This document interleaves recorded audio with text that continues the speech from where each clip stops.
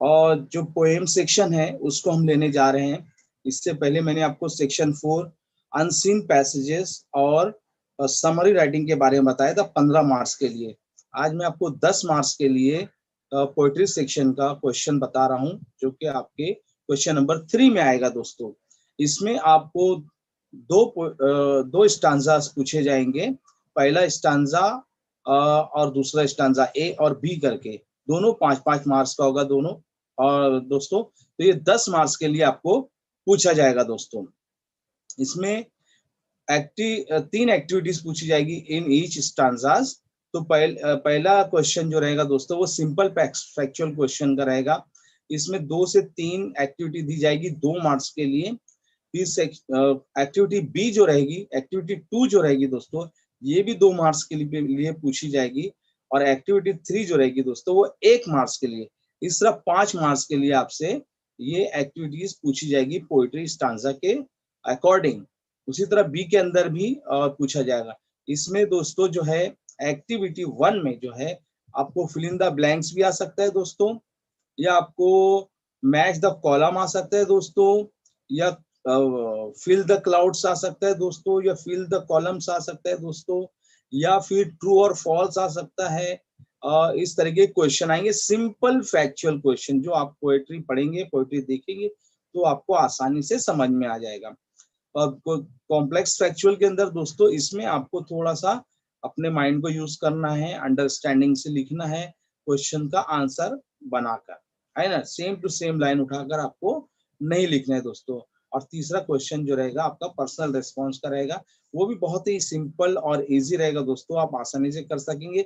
जिसमें आपसे rhyming word पूछा जा सकता है, राइमिंग स्कीम पूछा जा सकता है, या फिगर ऑफ स्पीच पूछा जा सकता है, पोएटिक इफेक्ट पूछा जा सकता है, या एप्रिसिएशन ऑफ पोएम से कनेक्टेड 1-2 क्वेश्चन पूछे जा सकते हैं दोस्तों।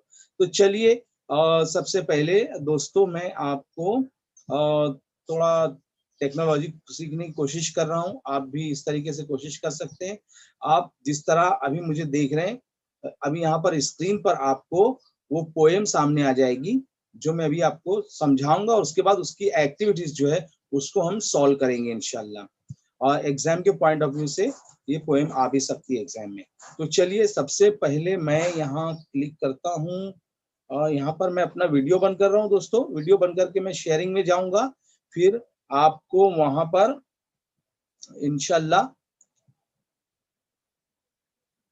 हाँ, वहां पर आपको पोएम एक्सट्रैक्ट दिखेगा, पोएम दिखेगी, मैं उसको पोएम को एक्सप्लेन कर दूंगा दोस्तों। और उस पोएम के एक्सप्लेनेशन के बाद हम जो है उसके एक्टिविटीज जो है उसको सॉल्व करेंगे दोस्तों। 2 सेक्शन है, ए और बी। तो ए और बी के अंदर हम दोनों पोएम के स्टांजास को आपको समझाऊंगा इंशाल्लाह, और दोनों के क्वेश्चन के आंसर भी बताऊंगा। तो चलिए दोस्तों, मैं अपना वीडियो बंद कर रहा हूँ, मैं शेयरिंग में जा रहा हूँ। ये मैं शेयर में गया दोस्तों, यहाँ से मैं डॉक्यूमेंट में गया, डॉक्यूमेंट्स में डिवाइस स्टोरेज में गया दोस्तों, डिवाइस स्टोरेज से मैं इमेज टू पीडीएफ कन्वर्टर में गया दोस्तों। उसके बाद मैं यहाँ से सेक्शन 3 का ए पीडीएफ को मैंने क्लिक किया, शेयर किया दोस्तों। ये देखिए अभी आपके सामने पोएम आ गई दोस्तों। एक्चुअली ये पोएम जो है दोस्तों, ये एक टीनेजर्स प्रेयर की है, 1.1 आपके पोएम है टीनेजर्स प्रेयर।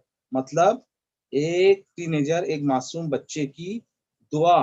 आपको एग्जाम में टाइटल भी दिया जा सकता है या नहीं भी दिया जा सकता है दोस्तों क्वेश्चन पेपर में, लेकिन आपको इस तरीके से उसको जो है और समझना है। सबसे पहले जो भी एक्टिविटी आप करने जाएंगे दोस्तों, तो उसके लिए आपको जरूरी है कि इन स्टांजास को समझ ले। अगर स्टांजा को आप समझ लेंगे तो क्वेश्चन करना आपके लिए आसान हो जाएगा दोस्तों। अब चलिए देखते हैं पहली लाइन। अच्छा, ये पोएम का जो टाइटल है ये टीनेजर्स प्रेयर है दोस्तों, जो आप जानते हैं। और ओके, अब फर्स्ट लाइन लेते हैं दोस्तों, each day brings new beginning. अच्छा, मैं उससे पहले दोस्तों यहाँ पर पेन लेता हूँ ताकि मैं आपको थोड़ा कलर से मैं टिक मार्क कर सकूं। ओके, देखिए पहली लाइन स्टार्ट करता हूँ यहाँ पे, ईच डे। ईच डे मतलब हर रोज, हर दिन, ब्रिंग्स न्यू बिगिनिंग्स, हर दिन एक नई शुरुआत लेकर आता है। तो दोस्तों देखिए, हर नया दिन जो होता है उसको उसकी नई शुरुआत होती है। और decisions I must make, decisions देखिए दोस्तों, डिसीजन आई मस्ट मेक, वो सारे फैसले जो मुझे लेना है मैं लेता हूँ। देखिए दोस्तों, अब यहाँ पर मैं जो है आपको साथ साथ में इसमें क्वेश्चन का बदलाव भी होता है कभी कभी एग्जाम के अंदर। अभी यहाँ जो क्वेश्चन दिए हुए हैं, मैं पीडीएफ के जरिए आपको स्क्रीन के जरिए मैं समझाऊंगा एक्टिविटीज, उसके क्वेश्चन के आंसर, लेकिन साथ साथ में मैं कुछ आपको एक्स्ट्रा भी बताते चलता हूँ। अब जैसे यहाँ पर देखिए, डिसीजन आई मस्ट मेक, यहाँ पर मैंने ये पोएम इससे पहले भी आपको समझाई थी दोस्तों। डिसीजन पहले आया है और आई मस्ट मेक बाद में आया है।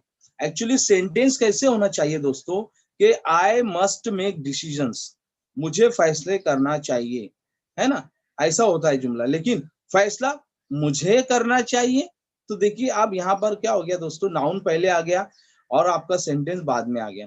तो जब सेंटेंस की तरतीब पोएट जो होता है, शायर जो होता है, वो इस तरह से बदल देता है ना दोस्तों, तो ऐसी लाइन को फिगर ऑफ स्पीच में इनवर्शन कहते हैं दोस्तों। इनवर्शन,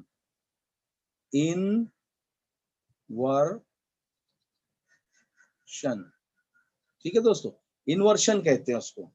तो ये जो हमारी सेकंड लाइन है दोस्तों, ये हो गई आपकी figure of speech inversion. Sentence की तरतीब अगर पोएट बदल दे तो ऐसी फिगर ऑफ स्पीच जो होती है वो इनवर्शन होती है दोस्तों। चलिए तीसरी line, I am the only one to choose the road that I will take, वो मैं ही हूं जिसे उस रोड को चुनना है जो मैं जिसका मैंने इंतखाब कर लिया है ना। ईच डे ब्रिंग्स, अब मैं चारों लाइन वापस से समझा रहा हूं आपको। Each day brings new beginnings, हर दिन जो है नई शुरुआत होती है। डिसीजंस आई मस्ट मेक, मैं हर वो फैसला करता हूं जो मैं चाहता हूं। And I am the only one to choose, और वो मैं ही हूं जो जो इसका इंतखाब करता है। The road that I will take, उन रास्तों का, उस रोड का जो मैं चुनता हूं, जो मैं लेने वाला हूं। अब दोस्तों देखिए, यहाँ पे सिंपल लाइन के अंदर दी है बातों को, लेकिन ये कौन सा रोड है जो वो बच्चा चुनना चाहता है, उसकी दुआ क्या है इसके अंदर। तो दोस्तों इन लाइन के अंदर छुपी है अच्छी अच्छी बातें, है ना। जैसे कि मैं सच्चाई का रास्ता चुनना चाहता हूँ, मैं सच का रास्ता चुनना चाहता हूँ, मैं अच्छाई का रास्ता चुनना चाहता हूँ, मैं सक्सेस का रास्ता चुनना चाहता हूँ, कामयाबी का रास्ता चुनना चाहता हूँ, नाकामी से दूर निकलना चाहता हूँ, है ना दोस्तों, बड़ों की इज्जत करना चाहता हूँ, अच्छी पढ़ाई करना चाहता हूँ, कामयाब होना चाहता हूँ। तो ये मैं डिसीजन लेना चाहता हूँ, है ना। और ये रास्ता किसको चुनना है, ये मुझे ही चुनना है दोस्तों। और the road that I will take, और यही वो रोड्स है, यही वो रास्ते हैं जो मैं पिकअप करूंगा, जो मैं चुनूंगा, जिस पर मुझे चलना है, क्योंकि हर दिन जो है वो नया दिन है। अब नए दिन में मैं अगर नई बात नहीं सोचूंगा दोस्तों, तो मैं जमाने से पिछड़ जाऊंगा, मैं जमाने से दूर हो जाऊंगा दोस्तों। तो इन चार लाइन का ये मतलब है दोस्तों। अब चलिए यहाँ पर मैंने आपको सेकंड लाइन में दोस्तों फिगर ऑफ स्पीच बताई, इन्वर्शन।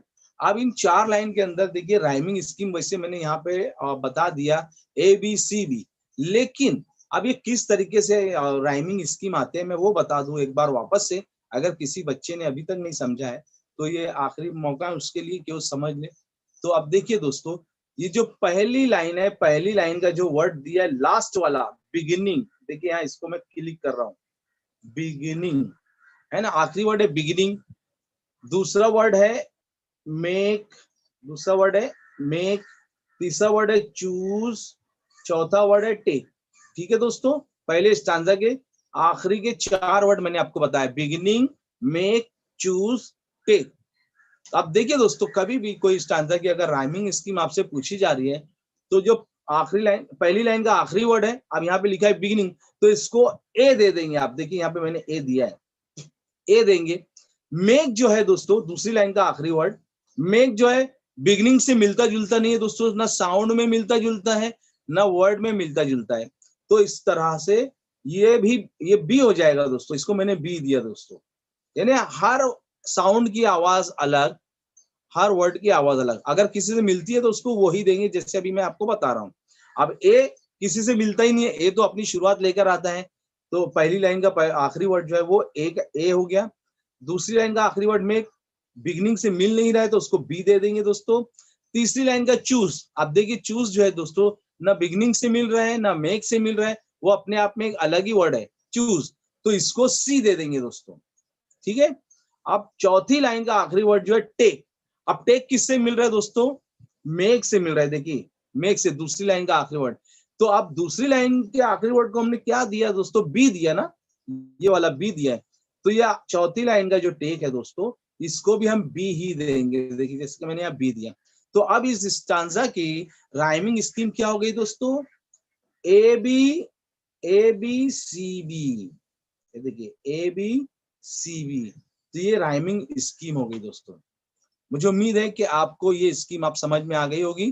किसी भी तरीके की पोएम अगर आपसे आप पूछी जाएगी तो इस तरीके से आप उसको समझिए और उसको लिखने की कोशिश कीजिए। इसमें एक चीज और रह गई है दोस्तों, राइमिंग स्कीम के बाद राइमिंग वर्ड।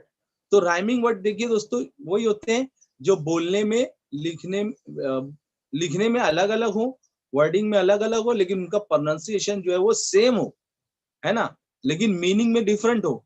तो ऐसे जो वर्ड है जिनके साउंड सेम होते हैं तो वो राइमिंग वर्ड कहलाते हैं दोस्तों। अब जैसे यहाँ पर देखिए आपको मेक, मेक और ये दूसरी लाइन का मेक और चौथी लाइन का टेक आपको दिख रहा होगा दोस्तों। तो मेक और टेक के साउंड सेम आ रहे हैं दोस्तों, आवाज एक आ रही है, तो ये जो होगा होगा राइमिंग वर्ड हो जाएगा दोस्तों। पहले जो मैंने आपको बताया दोस्तों, ए बी सी बी, चारों लाइन के आखिरी वर्ड को हम उसके साउंड्स को समझते हैं और उसके अकॉर्डिंग उसको स्कीम देते हैं, राइमिंग स्कीम बोलते हैं उसको। तो उसको मैंने ए बी सी बी दिया, और ये जो दो वर्ड सर्कल में मैंने बताया मेक और टेक, ये राइमिंग वर्ड है। तो दो चीजें दोस्तों, एक राइमिंग स्कीम और दूसरा राइमिंग वर्ड। चल ये चीजें क्लियर हो गई दोस्तों। अब उसके बाद स्टांजा 2 पर चलते हैं दोस्तों। I can choose to, यहाँ दूसरा स्टांजा में लेके चल रहा हूँ दोस्तों, दूसरा stanza, I can choose to take the road of life, मैं जिंदगी का वो रास्ता चुन सकता हूँ। अब देखिए दोस्तों चलो 4 लाइन पढ़ के बताता हूँ मैं। I can choose to take the road of life that leads to great success or travel down the darkened road that leads to great distress। अब पहली line, I can choose to take the road of life, मैं जिंदगी के रास्ते को चुन सकता हूं दोस्तों। अब देखिए यहाँ पे रोड जो है उसको जिंदगी से तशबीह दी गई है दोस्तों, रोड को जिंदगी से तशबीह दी गई है। तो अब ये इस तरीके से, अब यहाँ पर जो है ना देखिए road of life, road of life, road of life. अब जब इस तरीके से किसी बेजान चीज को जानदार चीज से अगर तशबीह दी जाएगी तो ऐसी फिगर ऑफ स्पीच क्या हो जाएगी दोस्तों, मेटाफर इसको कहेंगे। अच्छा दोस्तों पहले मैं ये ऊपर का थोड़ा सा मिटा दूं ताकि आपको लिखने के लिए बोर्ड मिल जाए, है ना। इरेजर लेता हूं मैं, पहले इरेज लिया मैंने, ये चीजों को मैंने देखिए साफ किया ना। पहली फिगर ऑफ स्पीच दूसरी लाइन की है इन्वर्शन, ठीक है दोस्तों। हाँ चल, अभी दूसरा स्टांजा हम देख रहे हैं दोस्तों, उसमें जो है रोड ऑफ लाइफ, रोड को जिंदगी से तशबीह दी गई है। पोएट ने यहाँ पे पोएटिक इफेक्ट का इस्तेमाल किया दोस्तों। तो यहाँ पर जो रोड ऑफ लाइफ है, ये फिगर ऑफ स्पीच इस लाइन में जो हो जाएगी दोस्तों, ये हो जाएगी मेटाफर। देखिए मैं लिख के बताता हूँ यहाँ पे, पहले मैं ये पेन लिया मैंने। हाँ तो ये रोड ऑफ लाइफ को मैं, फिगर ऑफ स्पीच की है मेटाफर, मेटाफर। देखिए दोस्तों, है ना, मेटाफर, PHOR, METAPHOR, मेटाफर। तो दोस्तों अब यहाँ पर आपको एक फिगर ऑफ स्पीच समझ में आ गई। दूसरी लाइन, अच्छा पहली लाइन का मतलब तो समझ गए कि मैं जिंदगी के रास्ते को चुन सकता हूं, उसी रास्ते को सिलेक्ट कर सकता हूं, और that leads to great success, उस रास्ते को मैं चुनना चाहता हूं जिस पर के ग्रेट सक्सेस है, बहुत ज्यादा कामयाबी है। कामयाबी वाला जो रास्ता है उस जिंदगी के रास्ते को मैं चुन सकता हूं, मैं उसका इंतखाब कर सकता हूं। और ट्रेवल डाउन द डार्क, और मतलब या, देखिए यहाँ पे जो वर्ड दिया दोस्तों और मतलब या, एक तो मैं कामयाबी का रास्ता चुन सकता हूँ, जहां पे कामयाबी है, जो कामयाबी की तरफ जाता है मैं उसको चुन सकता हूँ, और मतलब या travel down the darken road, या फिर मैं ऐसे रास्ते पर जाऊं जो कि अंधेरा है और बहुत ही ज्यादा वहां पे अंधेरा छाया हुआ है। अंधेरा से मुराद है यहाँ पे नाकामी दोस्तों।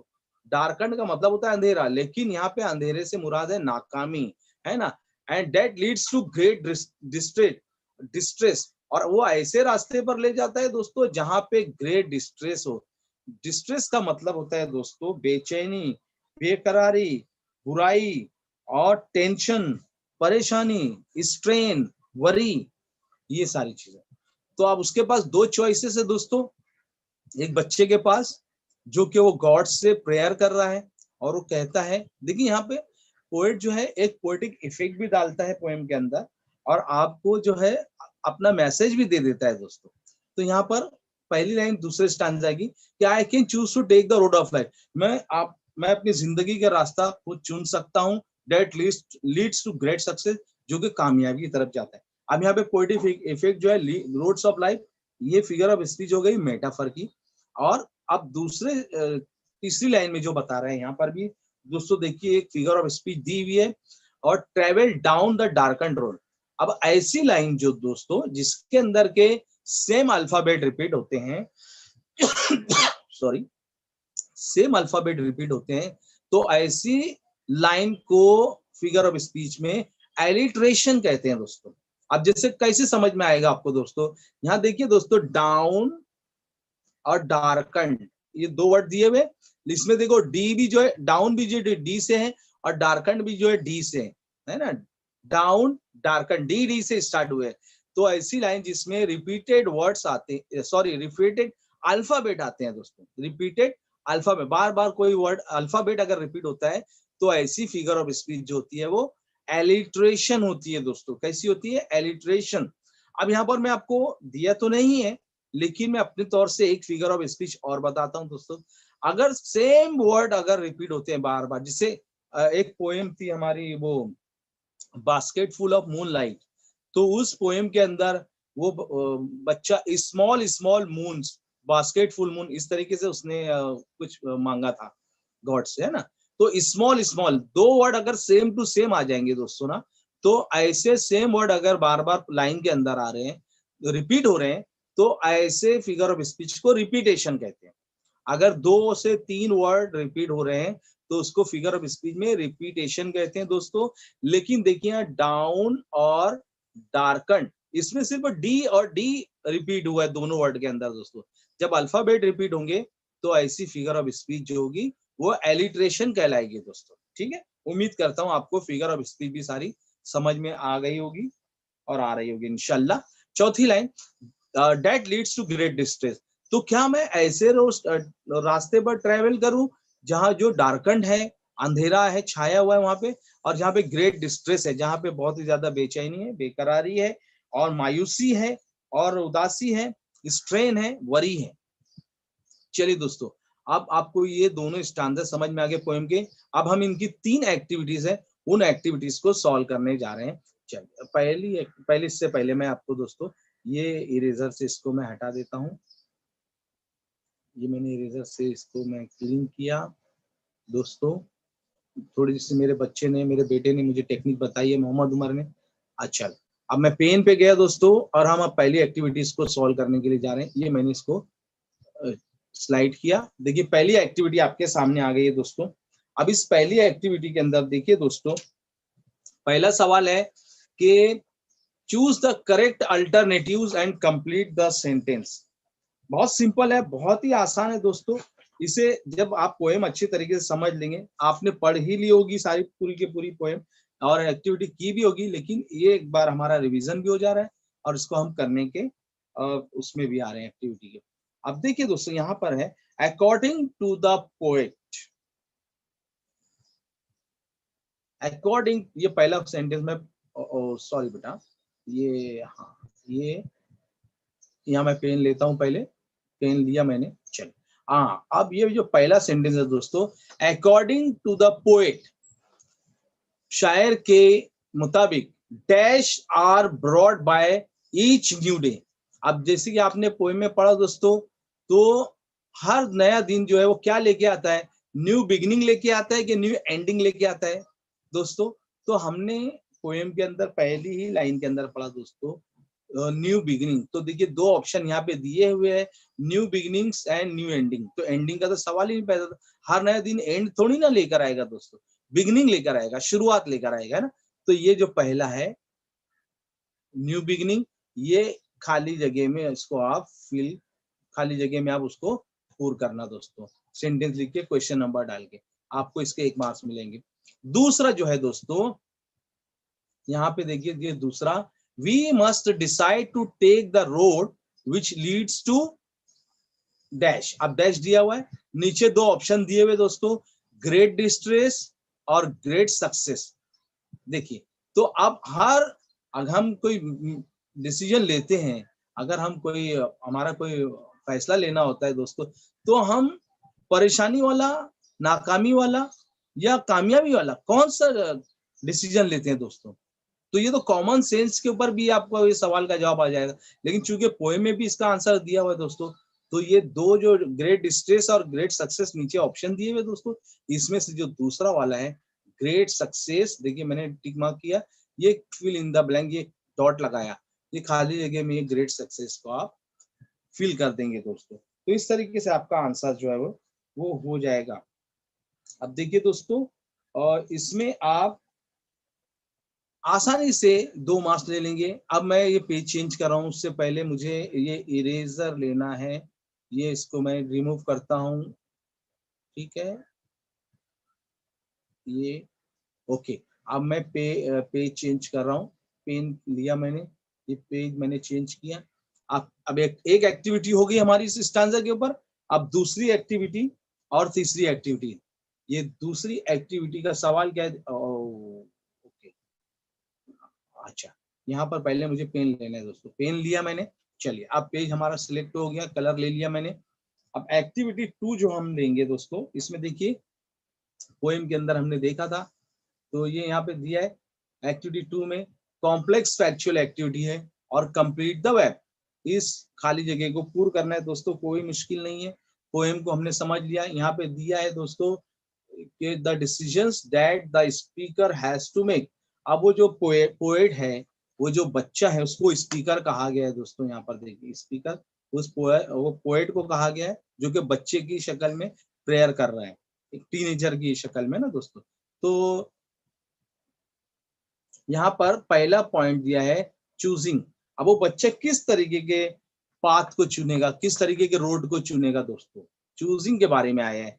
तो यहाँ पर आंसर क्या हो सकता है दोस्तों, the right path of life lying before him, choosing right path, है ना। आप अपने उसमें देखेंगे तो आपको समझ में आएगा राइट पाथ, कोई भी जो है राइट पाथ।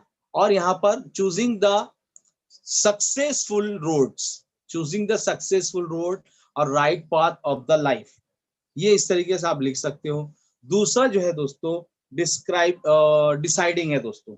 तो डिसाइडिंग के आगे आप इस फिल इन द ब्लैंक में, कोई में आपने पढ़ा है कि क्या क्या डिसाइड कर रहे हो बच्चा, तो आप बता सकते हैं कि deciding if to choose the road that leads to success और टू ग्रेट डिस्ट्रेस, कि उसके पास दो चॉइस है कि वो सक्सेस है ना दोस्तों, सक्सेस सक्सेस का रोड ले सकता है या डिस्ट्रेस का, डिस्ट्रेस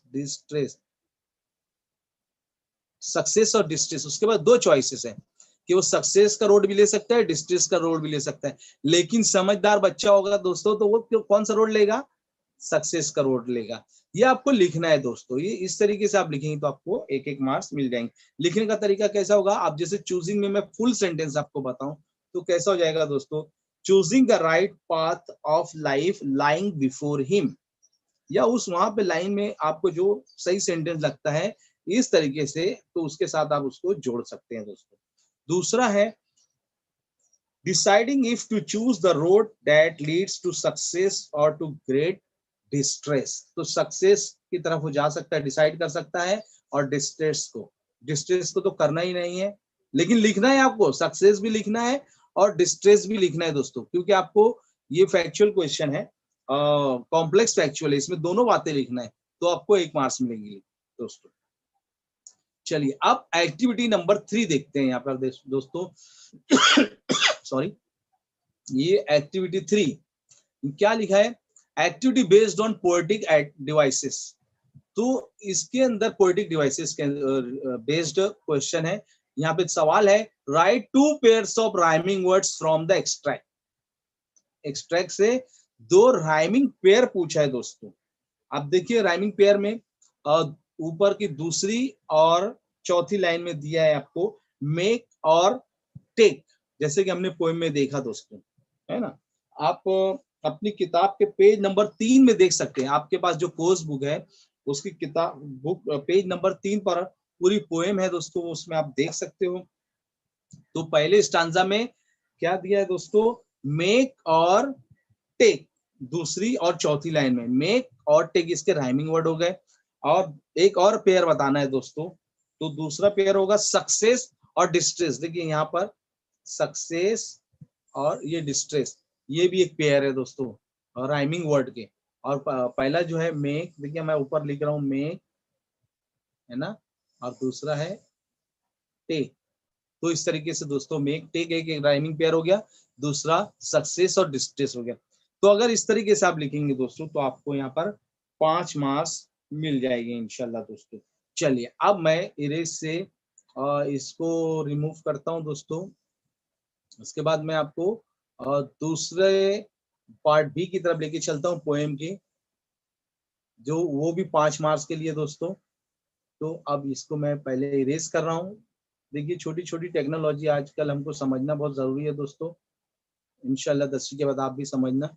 अब मैं पहले पेन पर गया दोस्तों, उसके बाद मैंने ये यहाँ पर इसको क्लोज किया पहली एक्टिविटी को, और फिर से मैं शेयर में गया, डॉक्यूमेंट में गया और डिवाइस स्टोरेज में गया, उसके बाद इमेज टू पीडीएफ कन्वर्टर में गया, उसके बाद मैंने स्लाइड करके नीचे गया और सेक्शन 3 का बी मैंने लिया, उसके बाद मैंने शेयर किया। ये देखिए भी आपके सामने स्क्रीन पर आ गया दोस्तों, ये स्टांजा नंबर 2 जो है। ओके दोस्तों, जरा हमें जल्दी जल्दी करना होगा, समझना होगा पोएम को, और पोएम समझ के इसकी एक्टिविटीज को भी करना होगा दोस्तों। चलिए अब देखिए दोस्तों, यहाँ पर मैं आपको जरा जल्दी जल्दी कराता हूँ ताकि वक्त से पहले हमारी इस पोएम, ये पोएम भी हो जाए और ये सेक्शन 3 भी हो जाए पोएम का। अब यहाँ पर देखिए दोस्तों, पहली लाइन देखिए, इसको पहले थोड़ा मैं चौड़ा कर देता हूँ दोस्तों, पूरी पोएम भी तो आना चाहिए, आपको नजर आ रही होगी उम्मीद करता हूँ दोस्तों। चलिए पहले मैं पेन लेता हूँ, पेन मैंने लिया दोस्तों, यहाँ पे पेन का कलर भी चेंज किया दोस्तों, मैंने येलो ले लिया दोस्तों, इस बार आपको टिक मार करके दिखाऊंगा। चलिए अब पहली लाइन हम लेते हैं दोस्तों, आ गई पहली लाइन। एक मिनट दोस्तों, हाँ चलिए पेन लिया मैंने। पहली लाइन जो है दोस्तों देखिए यहाँ पे, please open up my eyes dear lord. तो बच्चा जो है लॉर्ड से रिक्वेस्ट कर रहा है कि प्लीज लॉर्ड मेरी आंखें खोल दो, और that I might clearly see, ताकि मैं वो तमाम चीजें देख सकूं। Help me stand for what is right, और मुझे सही चीज का इंतखाब करने के लिए मेरी हेल्प कीजिए। Bring out the best in me, और मुझ में से जो सबसे अच्छा निकलता है उसको बाहर लाओ। गॉड से दुआ कर रहे हैं।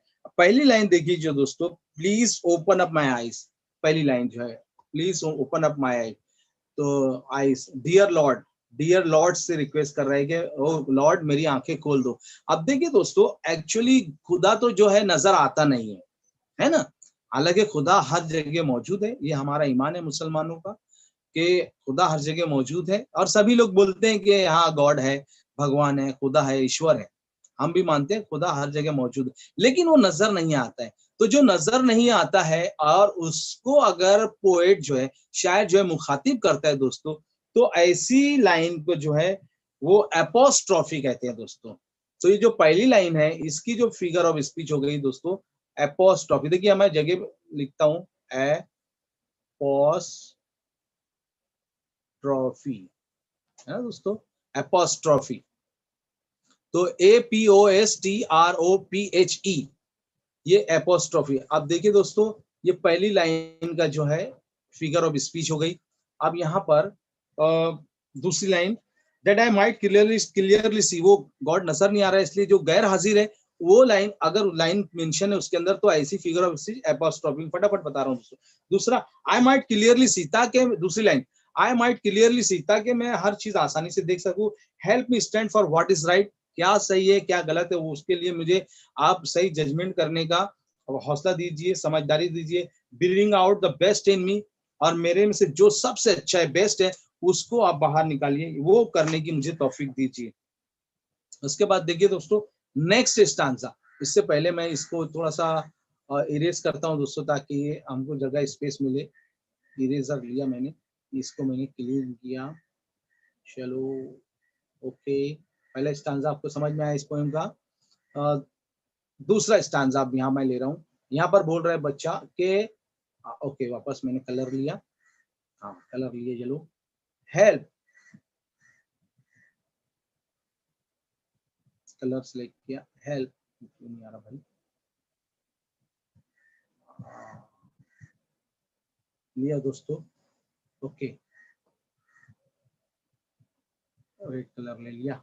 चल, help lord to just say no, वो खुदा से हेल्प मांग रहा है, मदद मांग रहा है बच्चा कि ओ गॉड, मुझे no, just say no, no बोलने की, नहीं बोलने की लिए मुझे मदद कीजिए। When temptations comes to my way, जब टेम्पटेशन, टेम्पटेशन का मतलब होता है दोस्तों लालच, टेम्पटेशन का मतलब होता है लालच। एक सेकंड दोस्तों, ये थोड़ा नजर नहीं आ रहा है शायद, हाँ, टेम्पटेशन,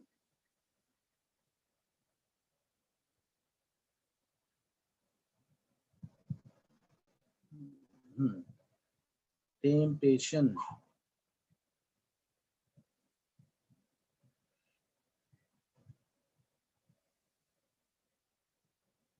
ओके, पेन लिया मैंने, यहाँ पर कलर लिया दोस्तों, ग्रीन कलर ले लिया मैंने।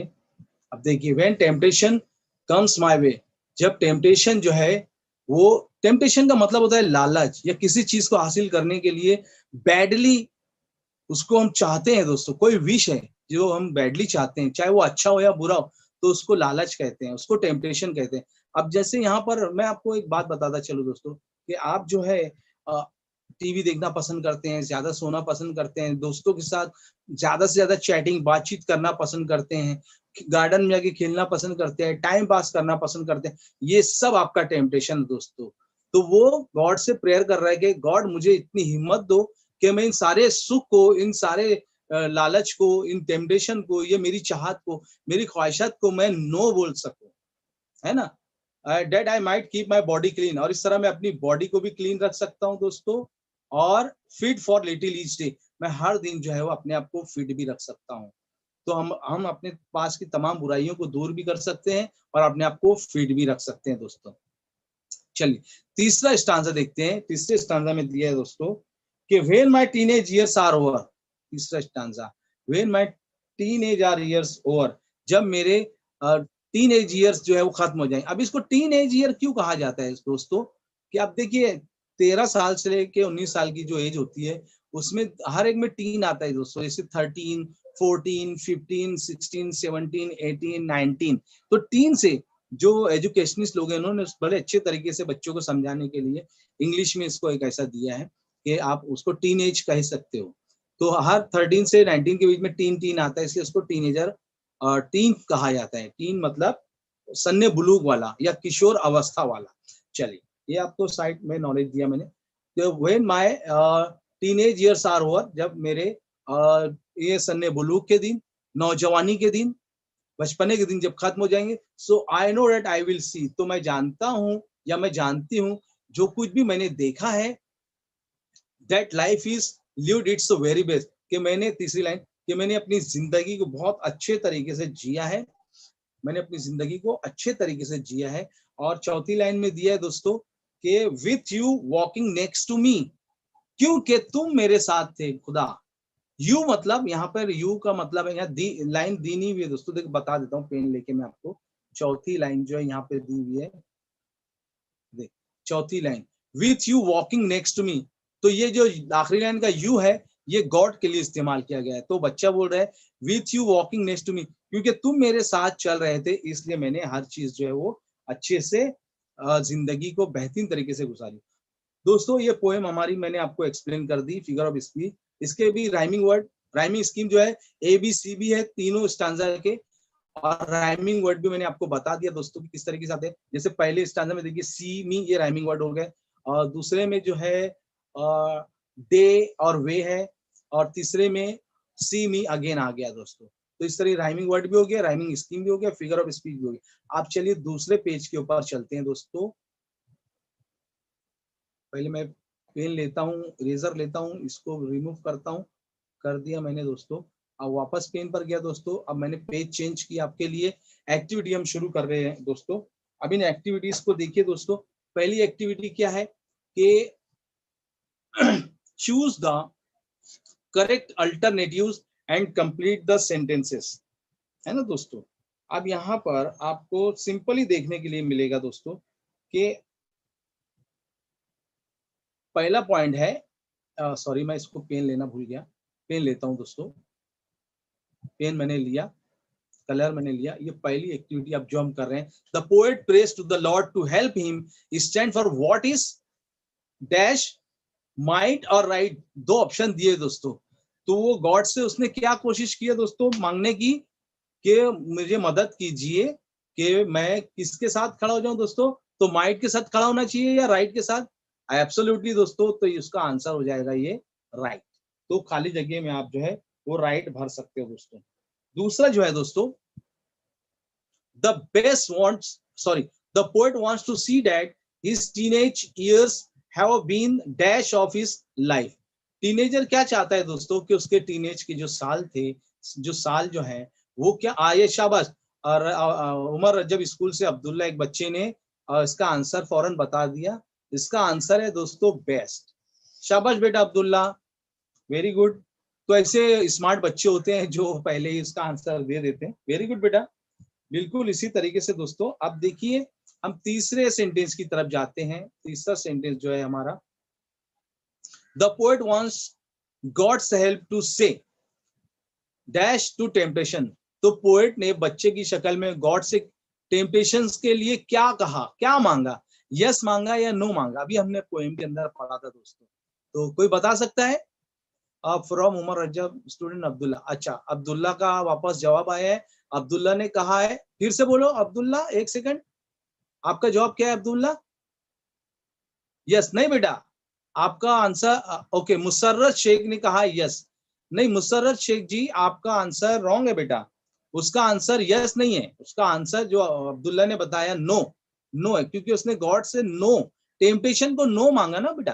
टेम्पटेशन मतलब क्या है? हर तरीके की बुराई, हर तरीके का लालच, जिसे हम बैडली जो है चाहते हैं, हमारी जो जो भी ख्वाहिश है, चाहे वो अच्छे तरीके से पूरी हो या बुरे तरीके से पूरी हो, अगर हमारी चाहत इतनी हद तक बढ़ जाए तो उसके लिए हम कुछ भी कर गुजरते हैं। तो ऐसी चीजों से ना बोलने के लिए पोएट ने जो है खुदा से नो बोलने के लिए कि ऐ खुदा मुझे ना बोलने की ताकत दीजिए।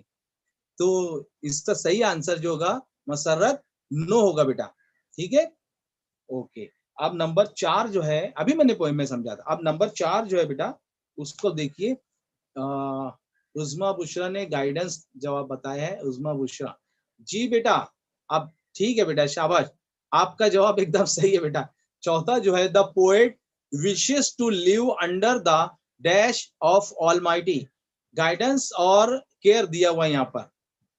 तो ठीक है, हाँ बेटा, अब्दुल्ला ने भी गाइडेंस कहा है। तो आपका दोनों का आंसर सही हुआ बेटा, शाबाश। इसका सही आंसर जो होगा वो गाइडेंस होगा बेटा। तो इस तरीके से आप जो है ये प्रैक्टिस कर रहे हैं। अब इसमें एक चीज और बची है दोस्तों, एक्टिविटी नंबर 3।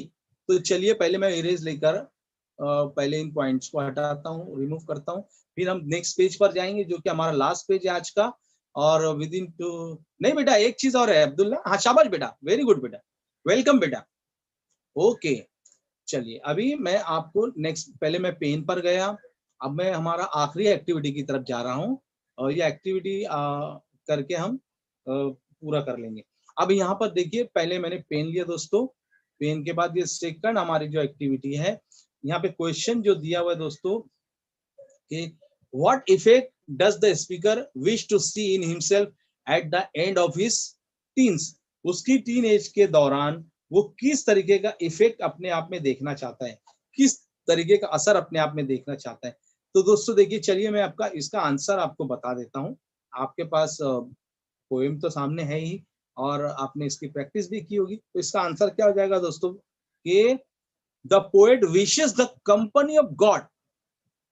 यहाँ पर पोएट जो है वो किसकी कंपनी मांग रहा है दोस्तों?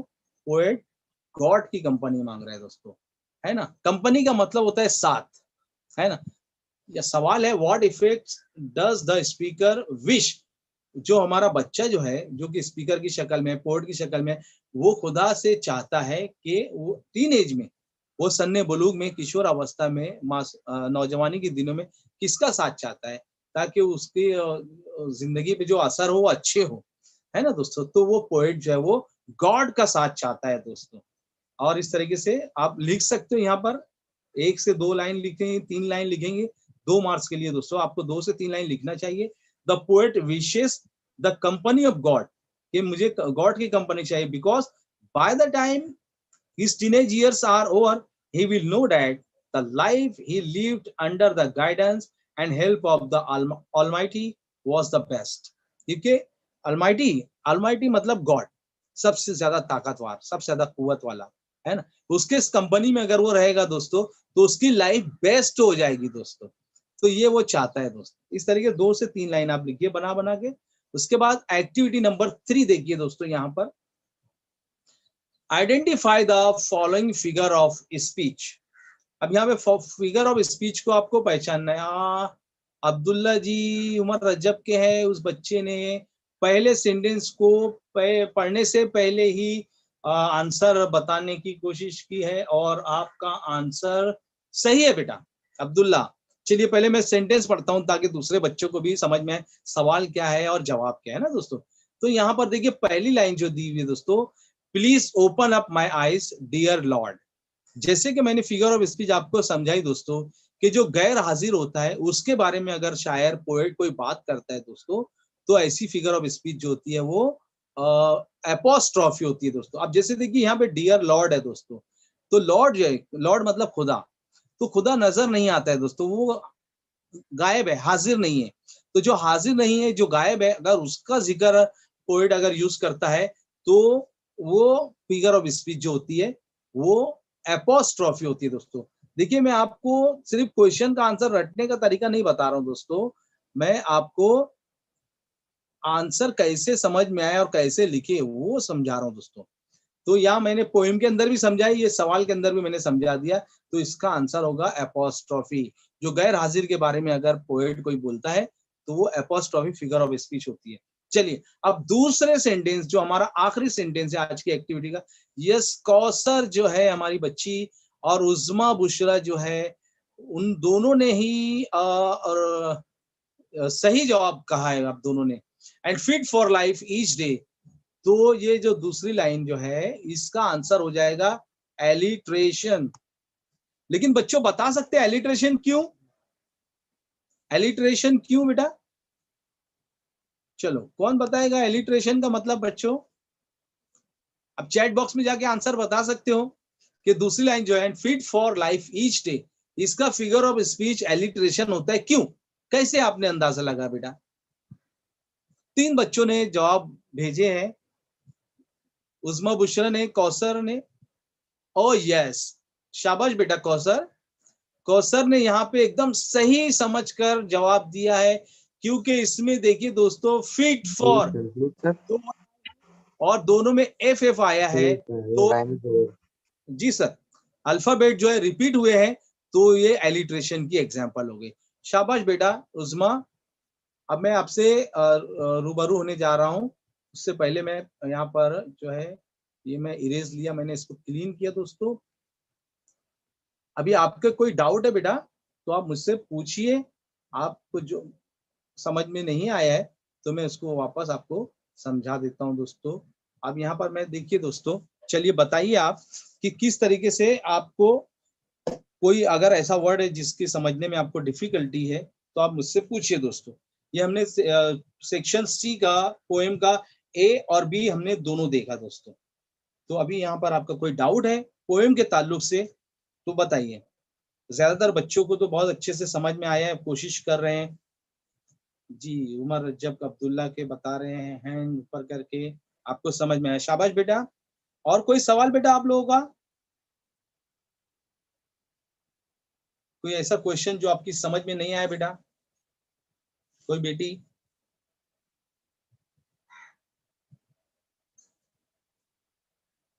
उम्मीद करता हूं आपको पोएम सेक्शन जो है वो अच्छे समझ में आ गया। इसमें हमको 3-4 बातों का ध्यान रखना है दोस्तों। शाबाश बेटा, उज़मा बुशरा बोल रही है कि समझ में आया।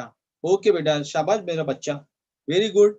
अब देखिए इसमें सरसरी तौर पे मैं आपको 1-2-3 बातें बता दूं दोस्तों कि पोएम के जो क्वेश्चन होते हैं वो बहुत ही सिंपल होते हैं दोस्तों। मार्क्स हासिल करने वाले 10 मार्क्स आपके एकदम पॉकेट में आ ही जाना चाहिए फटाफट। सिंपल फैक्चुअल का फिल इन द ब्लैंक है जो कि पोएम के अंदर ही होता है, उसमें से वर्ड उठा के भरना है, लिखना होता है दोस्तों। मैच द कॉलम होते हैं, ट्रू फॉल्स होते हैं, है ना, इस तरीके से आता है। हाँ, एक बच्चा पूछ रहा है, उमर रज्जब का अब्दुल्ला पूछ रहे हैं कि सर नेक्स्ट लेक्चर में क्या पढ़ाएंगे। बेटा मैं आपको एक दिन पहले बता दूंगा कि इस तरीके कौन सा लेक्चर होगा, मैं ग्रुप में डाल देता हूँ बेटा। हाँ, तो मैं बताऊंगा इंशाल्लाह। ऐसे ही जो क्वेश्चन पेपर का कोई भी एक सेक्शन मैं लूंगा इंशाल्लाह, उसको मैं आपको एक्सप्लेन करूंगा बेटा, और सॉल्व भी करेंगे और एक्सप्लेन भी करेंगे इंशाल्लाह। अच्छा, तो इसमें आपको 2-3 बातों का ख्याल रखना है। Rhyming scheme, rhyming word, simple question, simple factual question और कॉम्प्लेक्स फैक्चुअल क्वेश्चन, और जो पर्सनल रिस्पॉन्स का है जैसे फिगर ऑफ स्पीच है, राइमिंग स्कीम है, राइमिंग वर्ड है, इस तरह के। अच्छा बेटा, आप जो ग्रुप में ज्वाइन नहीं हो, ठीक है। तो मैं आपको बता रहा हूँ दोस्तों कि कुछ भी ग्रामर का पार्ट लेंगे इंशाल्लाह नेक्स्ट टाइम में हम, क्योंकि अभी देखिए हमने सेक्शन सी देख लिया, सेक्शन डी देख लिया, इंशाल्लाह सेक्शन ई की तरफ हम बढ़ेंगे। तो जैसे लेटर राइटिंग है या वर्बल नॉन वर्बल है, ऐसा कुछ भी एक हम राइटिंग स्किल का देखेंगे बेटा। तो इंशाल्लाह कोई भी राइटिंग स्किल की एग्जांपल्स मैं आपके सामने लाऊंगा और उसको मैं एक्सप्लेन करूंगा बेटा। अब्दुल्ला, समझ में आया बेटा? और कोई बेटी? थैंक और यू कोई सर। भाई? जी जी सर, फिनिश करूं? Yes sir. ओके दोस्तों, तो इंशाल्लाह नेक्स्ट लेक्चर में हमारी मुलाकात होगी अगले फ्राइडे को। तब तक के लिए अल्लाह हाफिज।